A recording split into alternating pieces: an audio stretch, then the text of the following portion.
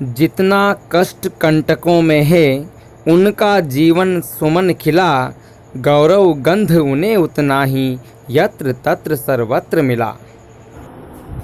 नमस्कार दोस्तों, मैं हूं जितेंद्र साहू और आप सभी का फिर से स्वागत करता हूं अपने YouTube चैनल आसान व्याकरण पर।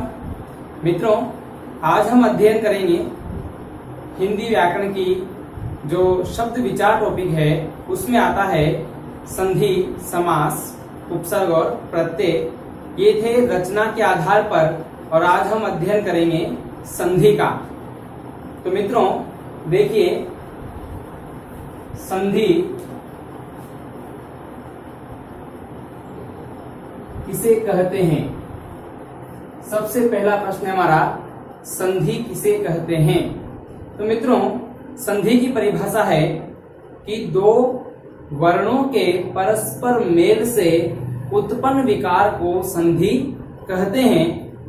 ये परिभाषा हम पढ़ते हुए आ रहे हैं, लेकिन मित्रों इस परिभाषा के साथ यदि यह भी जोड़ लिया जाए कि दो वर्णों की अतिशय निकटता के कारण, दो वर्ण जब बहुत ही नजदीक आ जाएं, दो वर्णों की अतिशय निकटता के कारण वर्ण परिवर्तन को या वर्णों में होने वाले परिवर्तन को संधि कहते हैं। ध्यान दीजिएगा मित्रों,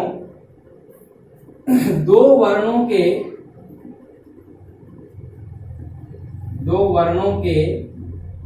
परस्पर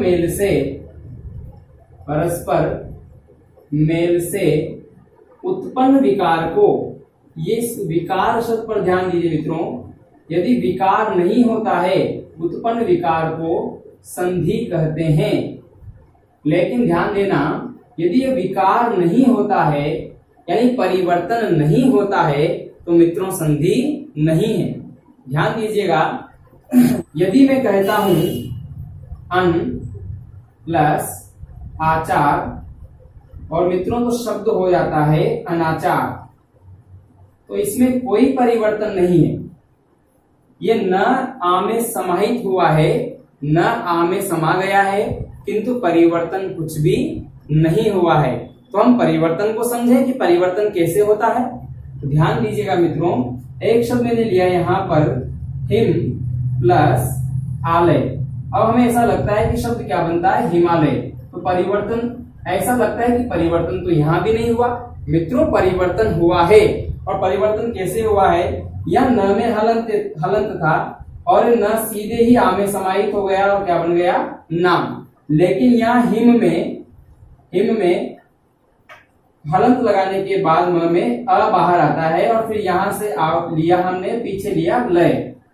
तो मित्रों यह अ प्लस आ बराबर हुआ है आ।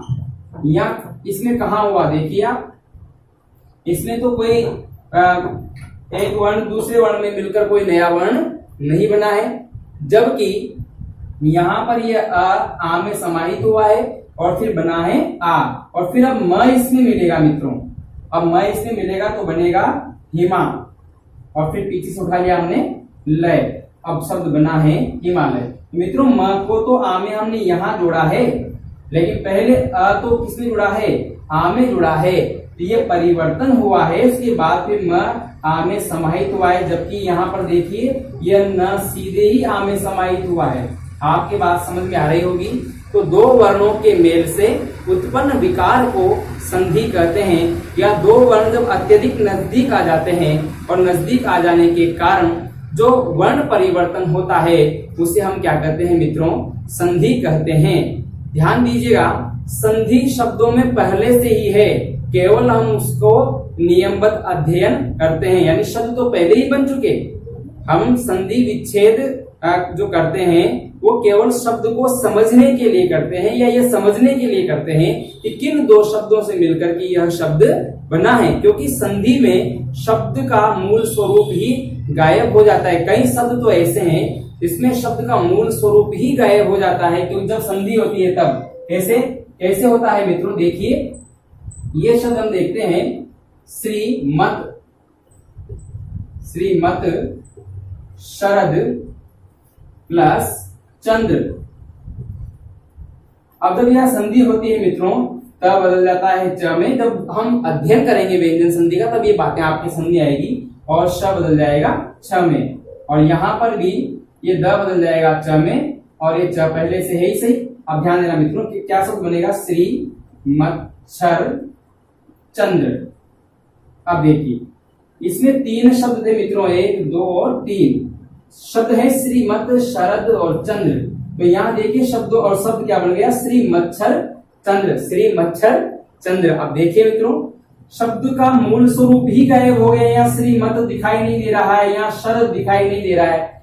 तो मित्रों शब्द तो पहले ही बन चुके हैं, केवल संधि इसलिए हम पढ़ते हैं और समझते हैं किन शब्दों से मिलकर के वो शब्द बना है, क्योंकि शब्द जो संधि से बने हैं तो भाषा विज्ञान के अनुसार बने हैं। जैसे हम देखते हैं उत् प्लस चारण, और शब्द क्या बन जाता है मित्रों, उच्चारण।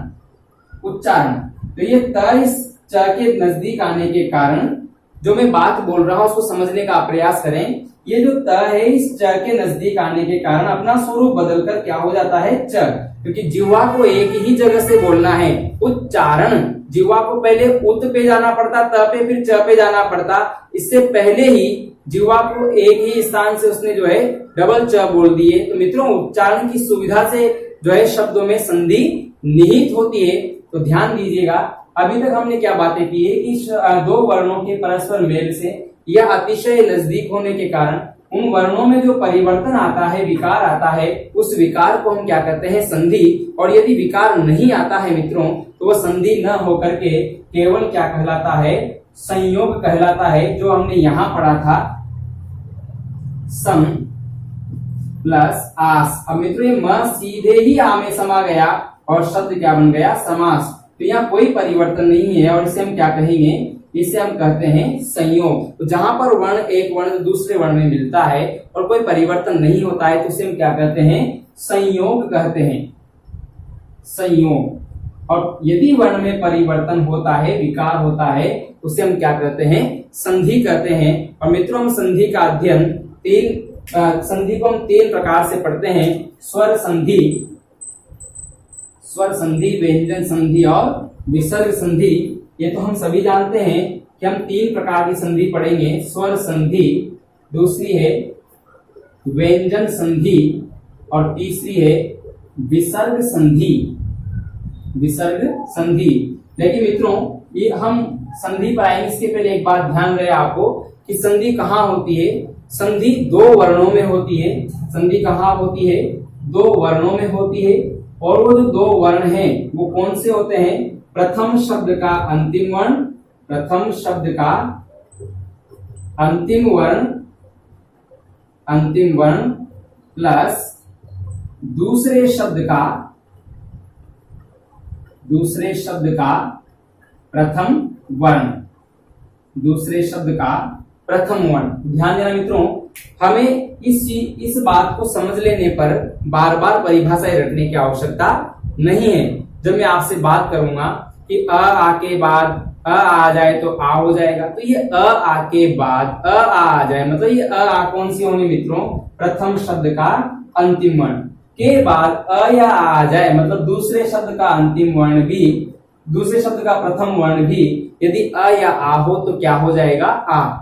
तो ये बात यहीं पर समझ लेने पर हमें बार बार परिभाषा में ये चीज जोड़ने की आवश्यकता नहीं रहेगी। तो दोबारा सुनिए मित्रों, संधि 2 वर्णों में होती है और वो 2 वर्ण कौन से होते हैं, प्रथम शब्द का अंतिम वर्ण और दूसरे शब्द का प्रथम वर्ण। इस बात को समझ लीजिए, प्रथम शब्द का अंतिम वर्ण मतलब क्या। ध्यान देना मित्रों, जब हमने वर्णमाला का अध्ययन किया था हमने पढ़ा था कि वर्ण किसे कहते हैं, भाषा की सूक्ष्मतम इकाई, जिसके और अधिक खंड नहीं हो उसे वर्ण कहते हैं। तो ये म वर्ण नहीं है मित्रों, म तो अक्षर है और इसके खंड हो जाएंगे। म में जब हलंत लगाएंगे तो क्या निकलेगा मित्रों बाहर, अ। तो आप बताओ म अंतिम वर्ण हुआ या अ अंतिम वर्ण हुआ, ये बात हमें समझनी चाहिए। उसके बाद हमने लिया आ, अब पीछे रख दिया हमने लय। अब समझिए आप, ये अ तो हो गया प्रथम शब्द का अंतिम वर्ण और ये आ हो गया दूसरे शब्द का प्रथम वर्ण। अब ये जो अ के बाद जो आ आया है तो क्या हो गया, आ। ये हुई है मित्रों संधि। अब मैं इसमें समाहित होगा और शब्द बनेगा हिमालय। तो ध्यान दीजिएगा संधि किसमें होती है, प्रथम शब्द के अंतिम वर्ण और दूसरे शब्द के प्रथम वर्ण के बीच संधि होती है। और संधि और संयोग को हमने अलग अलग पढ़ ही लिया है। अब आते हैं मित्रों हम संधि पर, और ध्यान दीजिएगा स्वर संधि किसे कहते हैं। सबसे पहली बात बड़ी आसानी से देखिए, स्वर संधि किसे कहते हैं। यदि स्वर से स्वर का मेल होता है तो उसे स्वर संधि कहते हैं। बहुत आसान, यानी प्लस के पहले क्या होगा, स्वर, और प्लस के बाद भी क्या हो, स्वर, यानी प्रथम शब्द का अंतिम वर्ण भी स्वर हो और दूसरे शब्द का प्रथम वर्ण भी स्वर हो, तो मित्रों स्वर से स्वर के मेल को हम क्या कहते हैं, स्वर संधि कहते हैं। इसका मतलब ये तो तय है कि स्वर संधि में हमें हलंत वाला कोई उदाहरण दिखाई नहीं देगा। ध्यान दीजिएगा मित्रों, जितने भी उदाहरण हम पढ़ेंगे सब में मेल स्वर का स्वर से ही होगा। और ध्यान दीजिएगा आज हम केवल स्वर संधि का अध्ययन करेंगे, फिर हम व्यंजन संधि की बात करेंगे, फिर विसर्ग संधि की बात करेंगे। व्यंजन संधि किसे कहते हैं मित्रों, स्वर का मेल व्यंजन से हो या व्यंजन का मेल स्वर से हो या व्यंजन का मेल व्यंजन से हो, तो हम उसे कहते हैं व्यंजन संधि। इसके बाद विसर्ग संधि किसे कहते हैं, विसर्ग का मेल या तो स्वर से हो या फिर विसर्ग का मेल किसी व्यंजन से हो, तो उसे क्या कहते हैं मित्रों, विसर्ग संधि कहते हैं। अब हम बात करेंगे आज स्वर संधि की। हमारा टॉपिक है स्वर संधि। अब ध्यान दीजिएगा स्वर संधि कितने प्रकार की होती है। स्वर संधि 5 प्रकार की होती है। दीर्घ, गुण, वृद्धि, यंग। इसी क्रम में मित्रों हमें याद करना चाहिए और इसी क्रम में हमें पढ़ना चाहिए। दीर्घ, गुण, वृद्धि, यंग और अयादि, ये 5 संधियां मित्रों हम पढ़ेंगे। दीर्घ, गुण, वृद्धि, यंग, अयादि। आराम से याद, दीर्घ, गुण, वृद्धि, यंग, अयादि। इस प्रकार से हम 5 संधियों का अध्ययन करेंगे।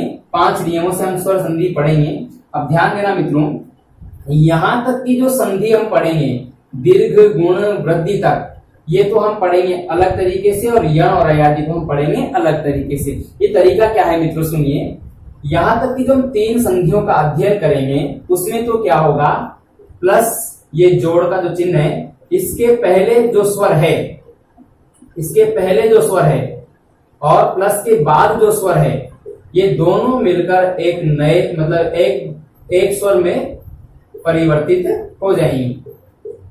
और यहां से क्या होगा, इन तीनों संधियों में तो ठीक ऐसा ही होगा, दोनों मिलकर के एक स्वर में परिवर्तित हो जाएंगे। अब यहां से क्या होगा, यण और अयादि से, यहां से क्या होगा मित्रों, जैसे जो प्लस के पहले वाला स्वर है और जो प्लस के बाद वाला स्वर है, ध्यान दीजिएगा, जो प्लस के पहले वाला स्वर है और जो प्लस के बाद वाला स्वर है, पहले तो ये बदल जाएगा दूसरे स्वर में और फिर ये स्वर जो बदला है ये इस स्वर में समाहित हो जाएगा, या फिर यूं कह दीजिए कि ये पहले बदल जाएगा और फिर बाद में ये आखिर इसमें मिल जाएगा। दोबारा सुनिए मित्रों, जो हम दीर्घ, गुण और वृद्धि का अध्ययन करेंगे, दोनों स्वर मिलकर के एक स्वर में परिवर्तित हो जाएंगे। और जो यण और अयादि का अध्ययन करेंगे, पहला स्वर बदल जाएगा, दूसरा उसमें मिल जाएगा, पहला बदल जाएगा, दूसरा मिल जाएगा। ध्यान देना मित्रों, ये बातें आपके जैसे जैसे हम पढ़ते चलेंगे वैसे वैसे समझ में आती हुई चली जाएगी। तो हम आज स्वर संधि में अध्ययन करने जा रहे हैं। प्रथम संधि वो है दीर्घ संधि। दीर्घ संधि और बड़े आसान तरीके से समझिए मित्रों, ये आसानी से समझ में आने वाला बिंदु है दीर्घ संधि। एक बात ध्यान देना, संधि का अर्थ होता है मेल और इसका जो विलोम होता है वो होता है विग्रह। हम क्या गलती करते हैं मित्रों, हम संधि का विलोम कर देते हैं, विच्छेद नहीं होगा।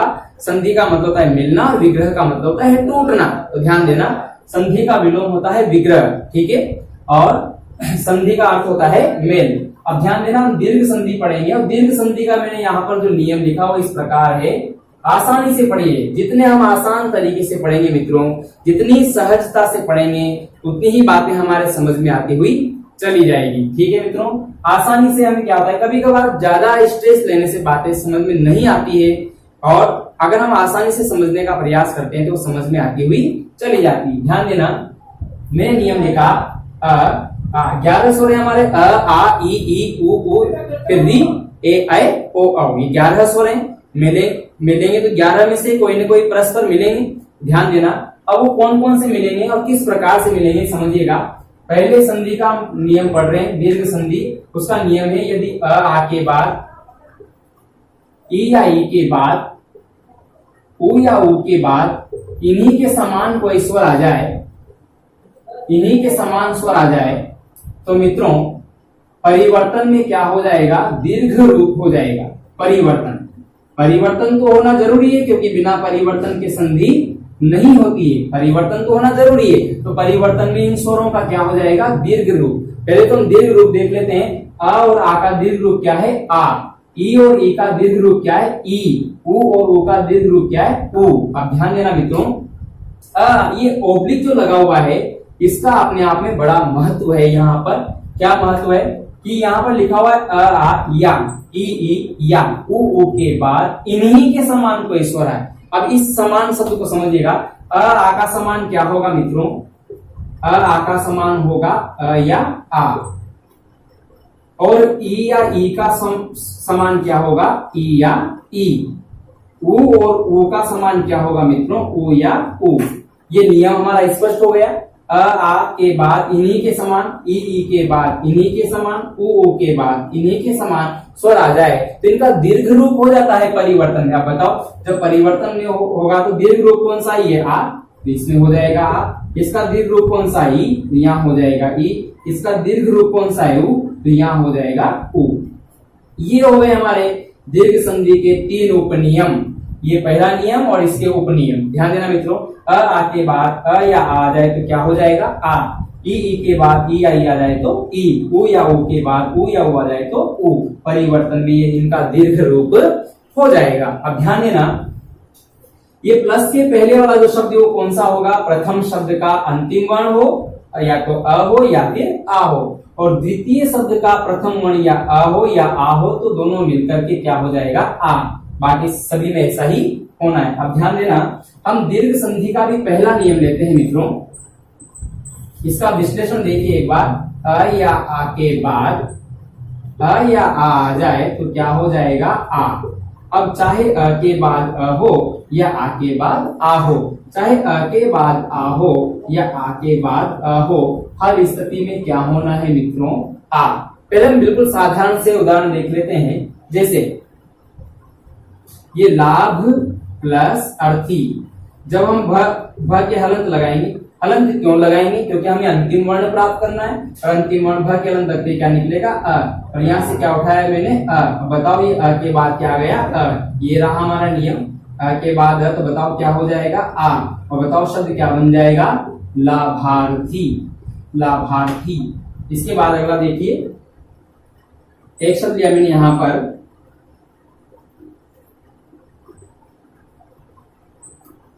विद्या प्लस अध्ययन। अब मित्रों यहाँ पर तो है आ और यहाँ पर है अ, और शब्द क्या बन जाएगा, विद्या, विद्याध्ययन।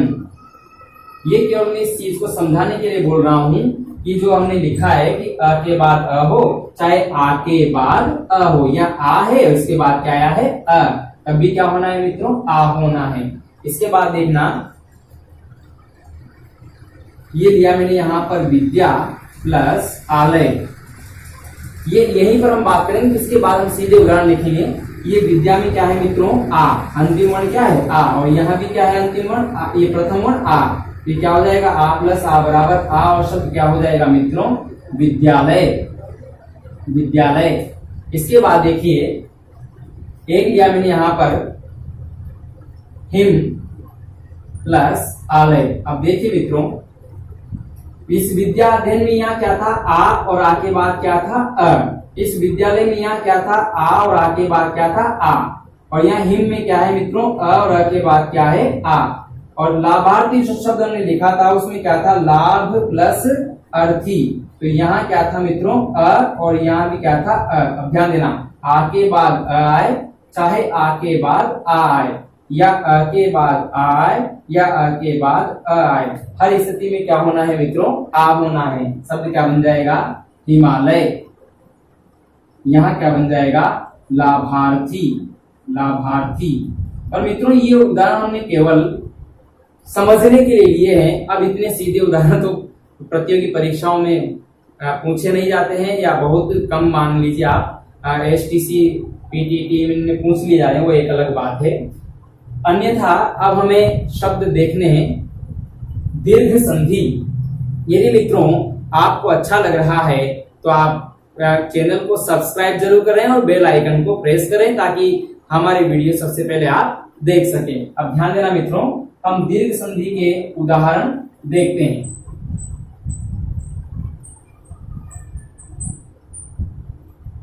देखिए मित्रों, एक शब्द लिया मैंने, अब मैं उन शब्दों का चयन करके यहाँ लिख रहा हूं जो परीक्षा की दृष्टि से महत्वपूर्ण है। अन्यथा दीर्घ संधि में उदाहरणों का भंडार है मित्रों, खूब उदाहरण है, लेकिन जो परीक्षा की दृष्टि से महत्वपूर्ण है, या जिन शब्दों को हमने अभी तक ढंग से नहीं देखा है, या देखा है पढ़ा है तो हमारा ध्यान नहीं गया है, या हम क्या गलती कर देते हैं, इन बातों पर हम विचार करेंगे। ध्यान देना, सबसे पहला उदाहरण मैंने यहां पर लिया ब्रह्म, ब्रह्म प्लस आनंद, और शब्द क्या हुआ है मित्रों, ब्रह्मानंद। अब यहां पर संधि कैसे हुई, ये ब्रह्म में से हलंत लगेगा और क्या निकलेगा अ, और इधर से क्या उठाया मैंने आ, दोनों मिलकर क्या हो जाएंगे आ। अब ये म किसमें समाएगा, आ में, और शब्द क्या बन जाएगा, ब्रह्मा, और पीछे से क्या जोड़ देंगे, नंद, और शब्द क्या हो जाएगा, ब्रह्मानंद। मैंने पढ़ा दिया, आपने पढ़ लिया। अब समस्या कहाँ है, जहां तक परीक्षार्थी, अभ्यर्थी या विद्यार्थी इन चीजों पर नहीं पहुंचेगा, तब तक उनको कोई भी पढ़ा दे और वो कहीं से भी पढ़ ले, मित्रों सफलता नहीं मिलेगी। यदि नौकरी लेनी है तो हर उदाहरण पर आपको ये ध्यान देना होगा कि विकल्प में क्या आ सकता था और मुझसे क्या गलती हो सकती थी। अगर हमने इन बातों पर विचार कर लिया तो मित्रों एक अच्छे परीक्षार्थी की और तैयारी करने वाले विद्यार्थी की पहचान यही है, ऐसा विचार तो हमें करना ही पड़ेगा। अच्छा, यहाँ क्या होता, एक विकल्प तो देता वो ब्रह्म प्लस आनंद, और एक विकल्प देता वो ब्रह्मा प्लस आनंद। अब हम इन चीजों को समझते नहीं कि अब संधि जब पढ़ाई जाती है तो कहा जाता है दोनों शब्दों के अर्थ निकलने चाहिए, बिल्कुल निकल रहे हैं, ब्रह्मा का भी अर्थ निकल रहा है और ब्रह्म का भी अर्थ निकल रहा है। अब हम वहां असमंजस में है कि ब्रह्म प्लस आनंद। देखो मित्रों, 4 विकल्प होते हैं और 4 विकल्प में से 2 को तो हम बिल्कुल ही काट देते हैं, क्रॉस कर देते हैं कि ये भी नहीं होगा और ये भी नहीं होगा। अब बचे 2 विकल्प, पर यही तो है सबसे कठिन मूल्यांकन, वस्तुनिष्ठ परीक्षा है मित्रों। जब आप मूल्यांकन का टॉपिक पढ़ेंगे तो ध्यान देना, ब्रह्मा प्लस आनंद दोनों शब्दों का जो मेल हुआ है, दोनों शब्द जो जुड़े हैं, उन जुड़ने के बाद भी संदर्भ में जो सही अर्थ निकलना चाहिए। ब्रह्मा जी का आनंद थोड़ी है मित्रों, या ब्रह्म का मतलब परम आनंद है, ब्रह्म आनंद है। तो यहाँ ब्रह्म प्लस आनंद सही है, ब्रह्मा प्लस आनंद ये गलत संधि विच्छेद है। तो ध्यान देना मित्रों, यही बातें हैं। अब मैं हर जगह हर उदाहरण पर इतना विस्तार से चर्चा तो नहीं करूंगा, तो अब आपको तो ये है कि जो लिखवाया जा रहा है उस सही को अच्छे तरीके से हमारे मस्तिष्क में बिठाना है, ध्यान देना है। ब्रह्म प्लस आनंद। अगला उदाहरण देखिए मित्रों, शब्द है वार्ता प्लस आलाप। शब्द हो जाएगा मित्रों वार्तालाप। अब यहाँ आ प्लस आ बराबर आ हुआ है। अगला शब्द देखिए वात प्लस आयन। अयन नहीं होगा, आयन। शब्द हो जाएगा वातायन, और वातायन बोलते हैं मित्रों खिड़की को, जहां से वात यानी वायु आती है, वातायन। अगला उदाहरण है कारा प्लस आवास। शब्द हो जाएगा कारावास। कारा मतलब होता है कैद, करने के लिए बनाया गया है जो आवास। कारा का मतलब होता है कैद करने के लिए बनाया गया है जो आवास, वो हो जाएगा मित्रों कारावास। आगे देखिए, जल प्लस आशय और शब्द हो जाएगा, आशय का मतलब भंडार या संग्रह से लिया जाता है। जल प्लस आशय, तो यहां हो जाएगा मित्रों जलाशय, जलाशय। अगला शब्द देखिए, बहुत अच्छा शब्द है और शुद्ध अशुद्ध में पूछा जाता है। संधि के साथ साथ हमारी दो चीजें क्लियर होती है मित्रों, एक तो शब्द का संधि और शब्द कैसे हुई है, शब्द किससे मिलकर बना है, शब्द का अर्थ क्या होता है, उसका शुद्ध रूप क्या है। और ये देखिए मित्रों, अभय प्लस अरण्य,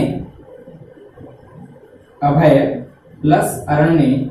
अब ध्यान देना मित्रों, ये अभय य में क्या है अ, और इधर भी क्या है अ प्लस अ बराबर हो जाएगा आ, और शब्द क्या बन जाएगा, कैसे बना है मित्रों, देखो ध्यान देना, ये अभय में मैंने हलंत लगाया, यहां से निकाल लिया मैंने अ, इधर से उठा लिया अ, पीछे क्या बच गया रण्य। अब ध्यान देना, ये अ प्लस अ तो हो गया आ, अब ये य तो समाएगा सीधे आ में, तो आ समाएगा तो आ की मात्रा लग जाएगी, शब्द क्या बन जाएगा मित्रों अभया, और पीछे से क्या ले लिया हमने रण्य, और शब्द क्या बन गया मित्रों अभयारण्य, अभयारण्य। ध्यान देना, हम क्या पढ़ते आए हैं अभी तक, अभ्या पढ़ते आए हैं, जो कि बिल्कुल ही गलत है, ये बिल्कुल शुद्ध रूप है, ध्यान रहे मित्रों, अभयारण्य हो गया। आगे देखिए,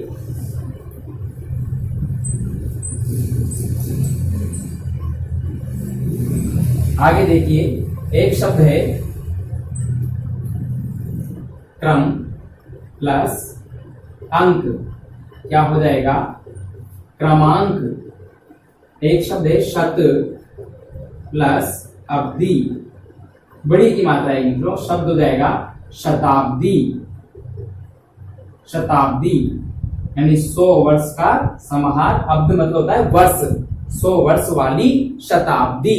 ये बड़ी की मात्रा लगती है तो वाली अर्थ में आती है, कई जगह हम देखते हैं, ध्यान देना। और ये एक बात और ध्यान देना मित्रों, ये जो शब्द है, हम कई आजकल हम देखते हैं फेसबुक पर लाइक कमेंट हम पढ़ते हैं, तो शत नमन लिखा होता है, शत नमन, बिल्कुल ही गलत है मित्रों, यहां तक कि हलंत नहीं आएगा, कतई नहीं आएगा।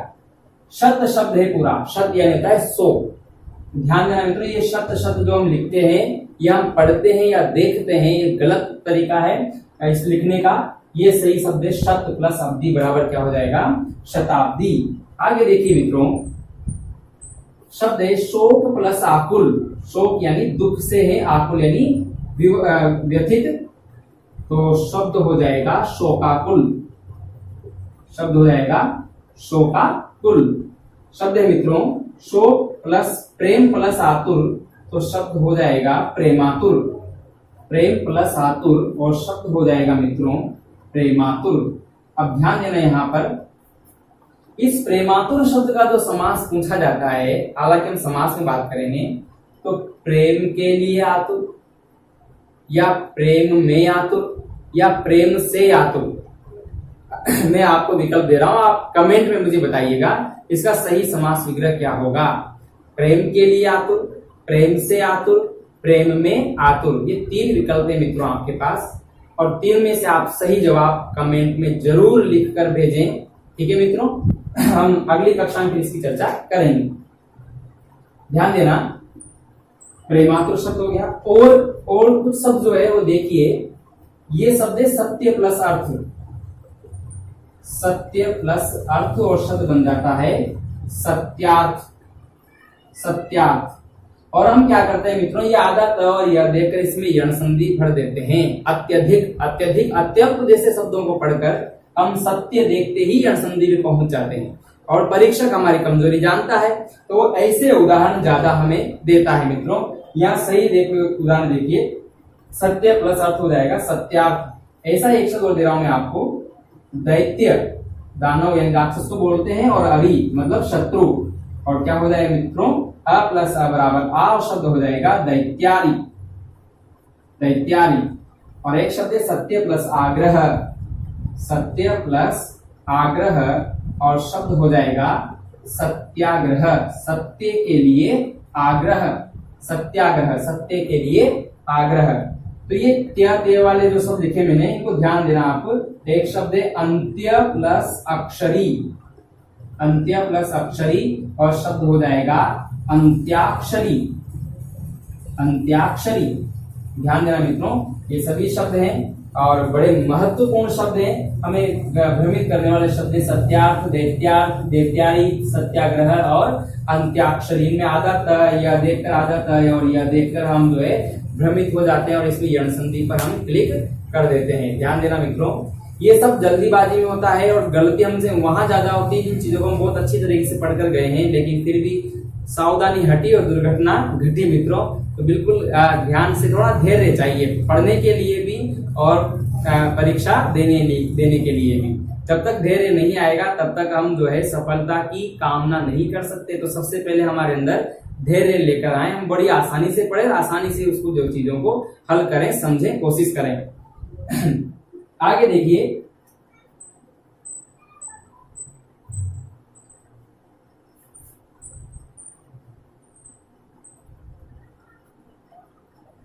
एक शब्द लिया मैंने, कुछ साधारण से शब्द है, आज्ञा प्लस अनुसार, तो हो जाएगा मित्रों आज्ञा अनुसार, आज्ञा अनुसार।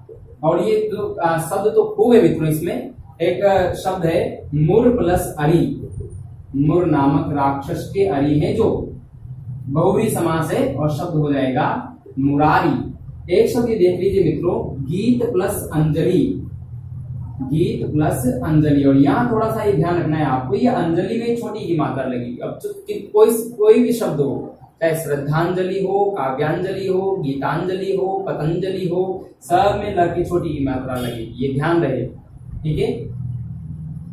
और शब्द हो जाएगा गीतांजलि, गीतांजलि, है ना मित्रों। अब ध्यान देना, गीत प्लस अंजलि बराबर हो जाएगा गीतांजलि।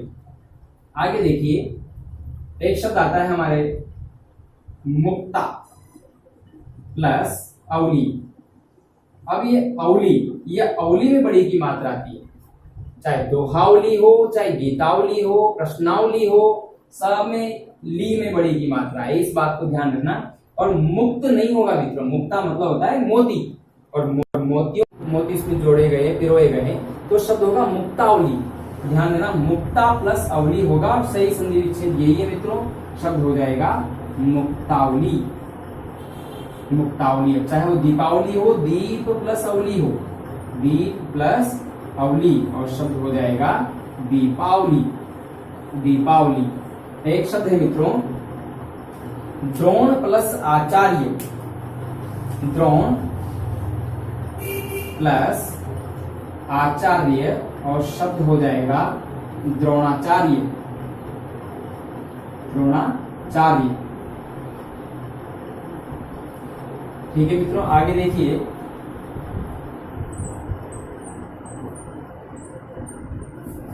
चिर प्लस आयु, और शब्द हो जाएगा चिरायु, चिर प्लस आयु, शब्द हो जाएगा चिरायु।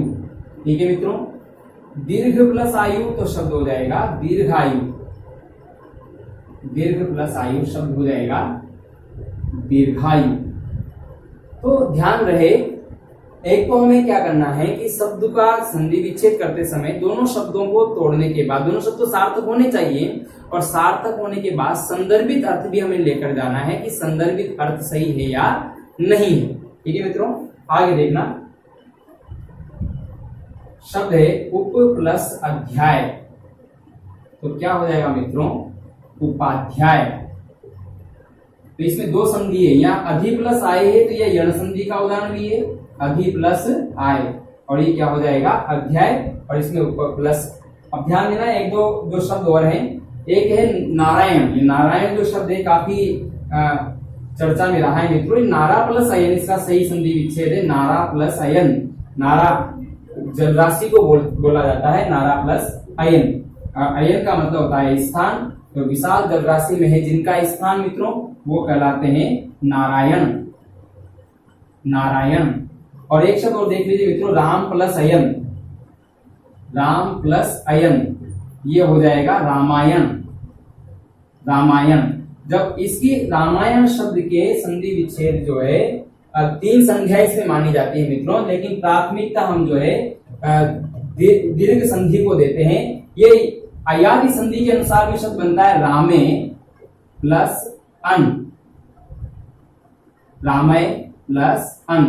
अब ये जब मैं आपको समझाऊंगा अयादि संधि, अय का आय होता है तो ये हो जाएगा रामाय, और ये अन इसमें जुड़ जाएगा और ये शब्द बन जाएगा रामायण।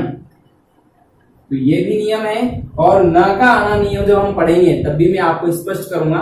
लेकिन ध्यान देना मित्रों, यदि दीर्घ स्वर संधि विकल्प में न हो तब हमें जो है बाकी पर विचार करना है।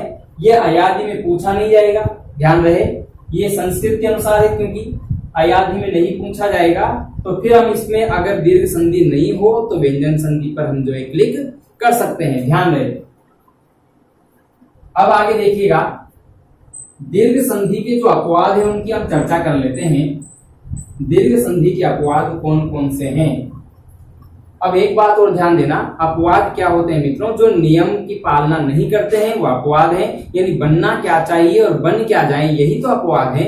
अब ध्यान देना, आप जब दीर्घ संधि को अगर समझ चुके हैं तो आप मुझे बताएंगे कि जब अप प्लस अंग है, अब यहाँ अहे होना क्या चाहिए, अपांग। हालांकि अपांग शब्द भी सही है, लेकिन बनता क्या है, अपंग। तो बनना चाहिए था अपांग और बनता है अपंग, इसलिए अपवाद है। ये दीर्घ संधि के अपवादों की बात कर रहा हूं मित्रों मैं आपसे। ये अपवाद ध्यान रहे आपको, जो नियम की अनुपालना नहीं करते हैं शब्द वो क्या कहलाते हैं मित्रों, अपवाद। आगे देखिए, शब्द है मार्त प्लस अंड, मार्त प्लस अंड, और शब्द क्या हो जाएगा, मार्तंड। मार्तंड बोलते हैं दिन के चमकते हुए सूर्य को, सूर्य का पर्यायवाची है मित्रों मार्तंड। अब ध्यान देना, होना क्या चाहिए था, मार्तांड होना चाहिए था, लेकिन हो क्या रहा है, मार्तंड, इसलिए अपवाद है। आगे देखिए मित्रों, एक शब्द आता है सार प्लस अंग। अब होना क्या चाहिए था, सारांग, लेकिन होता क्या है मित्रों, सारंग। और सारंग के तो बहुत से अर्थ है मित्रों, अनेकार्थक शब्दों में इसका अध्ययन करेंगे। इसका अर्थ जो है मोर भी होता है, वस्त्र भी होता है, घड़ा भी होता है, मेंढक भी होता है, घोड़ा भी होता है, भौरा भी होता है। तो बहुत सारे जो है इसके अर्थ हम पढ़ेंगे, अनेकार्थक शब्दों में अध्ययन करेंगे। एक शब्द है मित्रों कुल प्लस अटा, कुल प्लस अटा। होना क्या चाहिए था मित्रों, कुलाटा होना चाहिए था, लेकिन बनता क्या है, कुलटा बनता है, कुलटा, इसलिए अपवाद है। तो ध्यान रहे, ये है हमारे दीर्घ संधि के अपवाद। और उल्टा जो है वो किस शब्द का विलोम है, तो उल्टा है मित्रों पतिव्रता शब्द का जो विलोम होता है वो होता है उल्टा। ध्यान देना, ये हो गए हमारे अपवाद। यहीं पर हमें एक बात और समझ लेनी चाहिए, 4 शब्द ऐसे हैं जिनमें न तो दीर्घ संधि है और न वो दीर्घ संधि का अपवाद है, फिर भी हमें भ्रम होता है कि उनमें दीर्घ संधि है।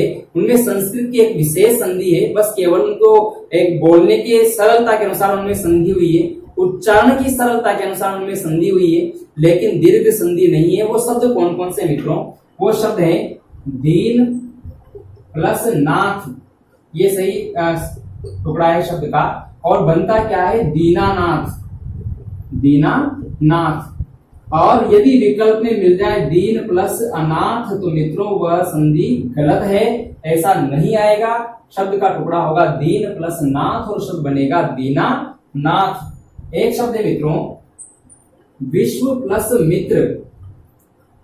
कई अच्छी गाइडों में आप अगर पढ़ेंगे तो उसमें आपको अमित्र शब्द दिया हुआ मिलेगा, गलत है, बिल्कुल गलत है मित्रों। विश्व प्लस मित्र और शब्द बनेगा विश्वामित्र, विश्वामित्र। और एक शब्द और देखिए मित्रों, एक शब्द है मूसल प्लस धार और शब्द हो जाएगा मूसलाधार, मूसलाधार। और एक शब्द है सत्य प्लस नाश और मित्रों शब्द हो जाएगा सत्यानाश। अच्छा शब्द है सत्यानाश, ठीक है। तो सत्य का विनाश होना, यह है सत्यानाश। तो ध्यान देना, इनमें न तो दीर्घ संधि है और न ये दीर्घ संधि का अपवाद है। इनमें एक संस्कृत की विशेष संधि है, केवल उच्चारण की सरलता के अनुसार संधि हुई है। दीन, दीन प्लस नाथ। अब दीननाथ तो निकलता नहीं, दीनानाथ अच्छी तरीके से निकल जाता है। विश्वामित्र बोलने में आसानी नहीं होती, विश्वामित्र बोलने में आसानी, मूसलधार बोलने में आसानी नहीं होती, मूसलाधार, और सत्यानाश। तो ये 4 शब्द ध्यान रखना मित्रों, न तो इनमें दीर्घ संधि है न ये इसका अपवाद है। तो हमने जो है दीर्घ संधि को आज हमने कुछ उदाहरणों से पढ़ा, उसके अपवाद पढ़े, और ये लाइक कमेंट शेयर सब्सक्राइब जरूर करें और बेल आइकन को प्रेस करें ताकि सबसे पहले हमारे वीडियो आप देख सकें। नमस्कार।